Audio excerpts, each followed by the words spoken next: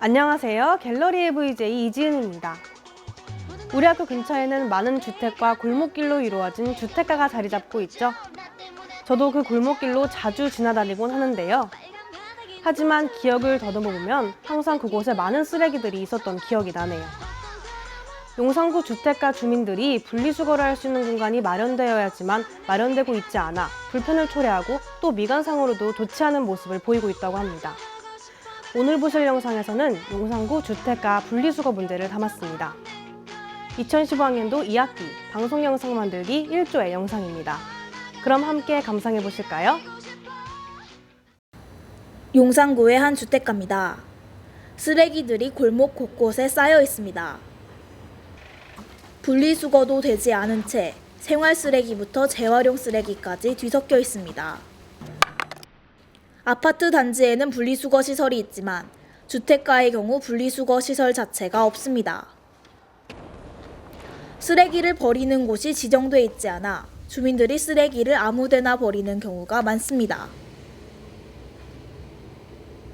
이렇게 방치된 쓰레기들은 악취와 미관상의 문제로 주민들에게 불편을 주고 있습니다. 주택가는 아파트처럼 분리수거 시설이 잘 구조화되어 있지 않아서 사람들이 막 여기저기다가 쓰레기를 버리니까 미관상에도 좋지 않고 냄새도 많이 나는 것 같아요. 각종 쓰레기들은 재활용 처리 시설로 이동돼 2차적으로 분리가 이루어집니다.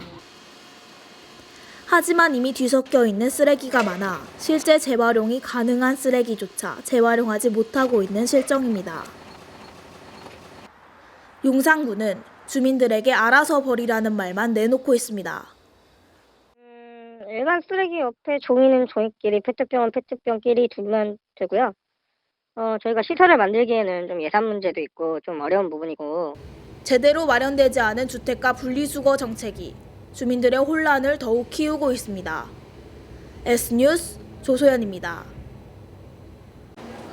지난해 2월 서울 지하철 종로 3가역에서 에스컬레이터 역주행 사고가 일어났습니다. 손잡이를 잡고 있지 않던 많은 승객들은 중심을 잡지 못하고 넘어져 다쳤습니다.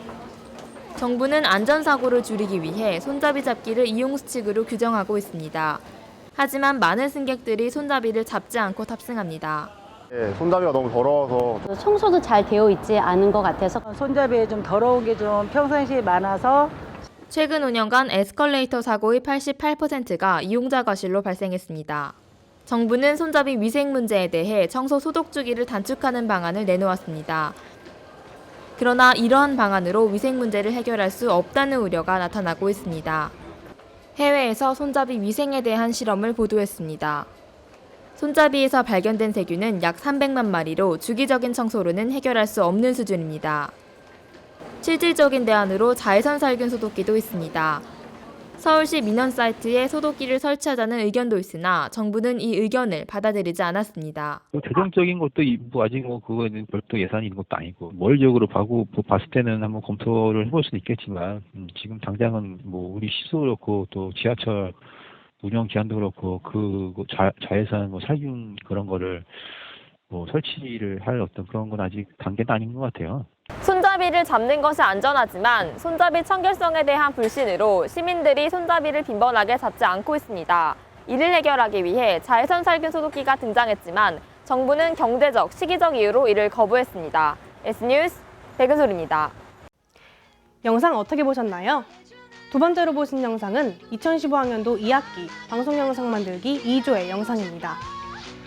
지하철역 에스컬레이터 손잡이 위생 상태 문제를 다뤘는데요. 에스컬레이터 사고가 빈번하게 일어나고 있는 만큼 그 예방책으로 손잡이를 잡아야 하지만 손잡이 위생 상태가 좋지 않아 문제가 되고 있다고 합니다. 저도 손잡이를 잡는 것이 안전하다는 것을 알고 있지만 깨끗해 보이지 않아 주저한 적이 한두 번이 아닌데요. 많은 사람들이 사용하고 있고 또 안전사고와 직결된 문제인 만큼 효과적인 대책이 빨리 등장했으면 좋겠습니다. 그럼 저는 다음 시간에 더욱더 유익한 영상으로 여러분을 찾아오겠습니다. 안녕히 계세요.